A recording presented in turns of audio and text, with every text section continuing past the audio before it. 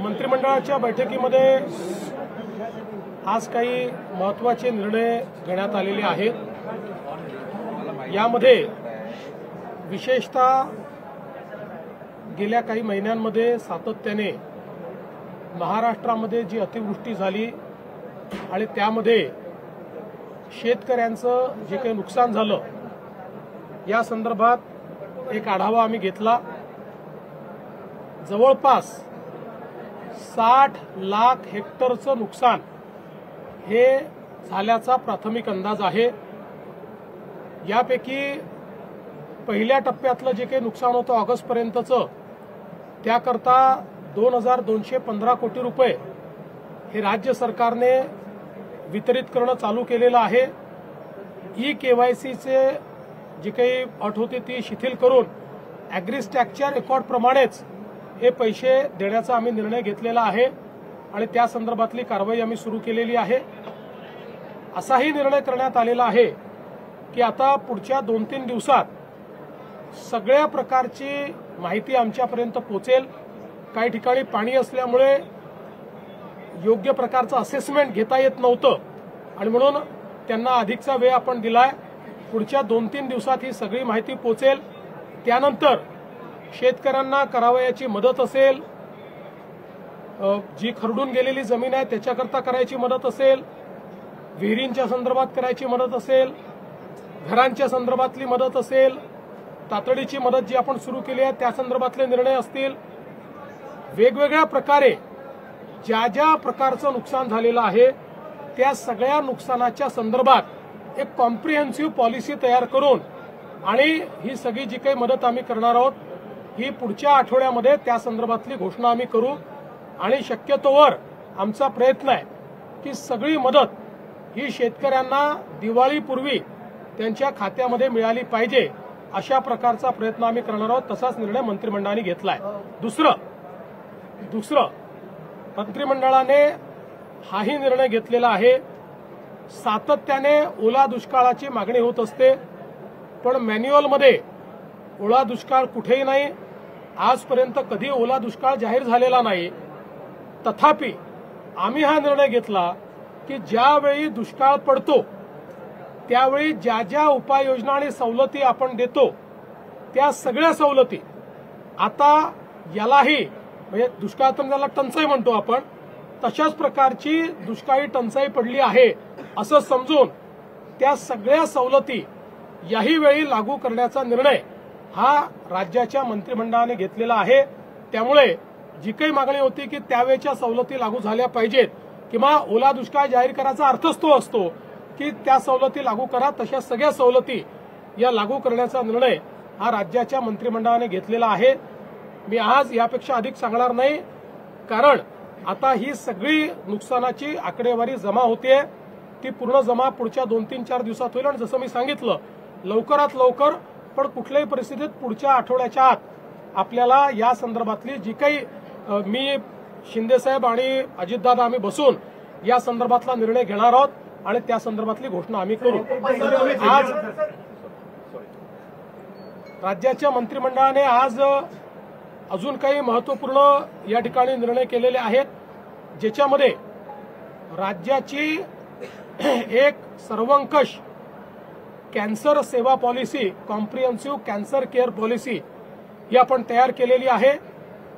या cancer care पॉलिसीच्या माध्यमातून राज्यातल्या सगळ्या जिल्ह्यांना कॅन्सरचा उपचार हा उपलब्ध राहिला पाहिजे अशा प्रकारची याची रचना करण्यात आलेली आहे।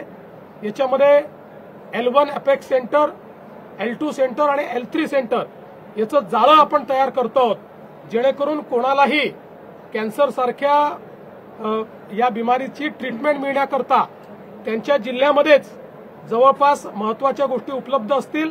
काहींना काही गोष्टींकरता L2 सेंटरला काही ठिकाणी जावं लागेल पण याच्यामुळे खूप मोठ्या प्रमाणात कॅन्सर याचा जे काही रोगनिदान आणि त्याच्यावर उपचार आहेत त्याची सुलभता आणि त्याची कॉस्ट कमी करणं हा याच्या पाठीमागचा उद्देश आहे। हे देखील राज्याच्या वतीने आम्ही करणार आहोत। आज राज्याने आपली जीसीसी पॉलिसी ही देखील या ठिकाणी मान्य केलेली आहे। जीसीसी म्हणजे ग्लोबल कॉम्पिटिटिव्ह सेंटर या GCC मध्ये आपल्याला त्या ठिकाणी मोठ्या प्रमाणात गुंतवणूक येणार आहे आणि ही जी काही गुंतवणूक येणार आहे ती गुंतवणूक महाराष्ट्रामध्ये आपण कॅप्चर करायची ग्लोबल कॅपॅबिलिटी सेंटरमध्ये, अशा प्रकारचा आपला प्रयत्न आहे। हे ग्लोबल कॅपॅबिलिटी सेंटर मोठ्या प्रमाणात रोजगार देणारे सेंटर आहेत। ज्या प्रकारे मागच्या काळामध्ये BPOंनी आपल्याला खूप मोठ्या प्रमाणात रोजगार दिला, तसंच आता हे ग्लोबल कॅपॅबिलिटी सेंटर्स GCC रोजगार देणारे आहेत। एक अपेक्षा अशी आहे की पुढच्या काळामध्ये आपल्या देशामध्ये जगातनं 5000 GCC येणार आहेत आणि हा सगळा जो GCCचा रिव्होल्युशन आहे हा महाराष्ट्रात कॅप्चर करण्याकरता ही पॉलिसी आपण तयार केली आहे। आपल्याला अपेक्षित आहे की या पॉलिसीमुळे किमान हाय पेड जवळपास 2 टप्प्यांमध्ये 5 लाखापेक्षा जास्त रोजगार हे निर्मित होतील आणि मोठ्या प्रमाणात गुंतवणूक येऊन आपल्याला टॅक्सच्या रूपानं देखील हजारो कोटी रुपये यातनं प्राप्त होतील आणि म्हणून अशा प्रकारची कॉम्प्रिहेन्सिव्ह पॉलिसी तयार करणारं महाराष्ट्र हे पहिलं राज्य आहे। दिल्लीमध्ये गेलेला होता, दिल्लीकडनं काही विशेष काय मदत येणार वगैरे काय असं काय? मी त्या दिवशीच सांगितलं, पुन्हा पुन्हा तुम्ही तोच प्रश्न विचारता। मी त्या दिवशीच सांगितलं की दिल्लीने पूर्ण मदत करायचा निर्णय केलेला आहे, पण त्याकरता आपल्याला आपला जो काही प्रस्ताव आहे तो पाठवावा लागतो आणि आपला प्रस्ताव पाठवण्याकरता जोपर्यंत आपला डेटा सगळा कंपाईल होत नाही तोपर्यंत आपला प्रस्ताव पाठवला जाऊ शकत नाही। मात्र दिल्लीच्या मदतीची वाट न पाहता आपण मदत सुरू केलेली आहे, पुढेही ती करणार आहोत। दिल्लीतनं तो पैसा आपल्याला रिएम्बर्समेंटमध्ये मिळतो। 5 लाख कुटुंबांना आरोग्य किट वितरित केले जाणार आहे, याविषयी काय सांगता? आरोग्य किट देखील आम्ही देणार आहोत। त्याच्यासोबत विशेषतः गहू, तांदूळ, डाळ आणि इतर बाकी अनेक महत्वाच्या वस्तू याचीही किट ही आम्ही देणार आहोत, जेणेकरून आता ज्यांचं नुकसान झालेलं आहे त्यांना पुढच्या महिना 2 महिने त्रास होऊ नये अशा प्रकारची व्यवस्था आम्ही करतो। तर हा प्रस्ताव कधीपर्यंत जाऊ शकतो साधारणतः पंचनामे? मला असं वाटतं की या संदर्भात आता मी किती वेळा तेच ते तुम्हाला सांगायचं, हे सगळं आल्यानंतर पहिल्यांदा तुम्ही हे लक्षात घ्या की केंद्राला प्रस्ताव जाईल, केंद्रातनं पैसे मिळतील, पण त्याकरता आपण काही अडलेलं नाही। आपण आपल्या निधीतनं ते पैसे देणं सुरू करणार आहोत आणि केंद्राकडनं ते रिएम्बर्स होईल। त्यामुळे शेवटी केंद्राला आपल्याला एकदाच प्रस्ताव पाठवता येतो, वारंवार पाठवता येत नाही। त्यामुळे सगळे नुकसानीचे अंदाज आल्यानंतर जर प्रस्ताव पाठवला तर आपल्याला पैसे मिळतील। काही गोष्टी अशाही निघतील की ज्या केंद्राच्या निकषातच बसणार नाहीत, NDRFच्या निकषात बसणार नाहीत, अशा काही गोष्टी असतील।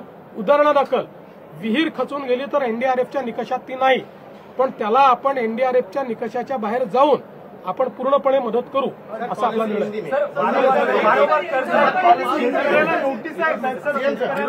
एकाच जिल्ह्यामध्ये अशा प्रकारे नोटीसच्या संदर्भात त्या ठिकाणी आणि त्याही नोटिसेस जुन्या आहेत, त्या नोटिसेसचं आमच्या निदर्शनास आलंय। तिथे बँकांना सांगितलंय, सगळीकडे बँकांना अतिशय स्पष्ट निर्देश दिलेले आहेत, कुठेही वसुली आम्ही करू देणार नाही।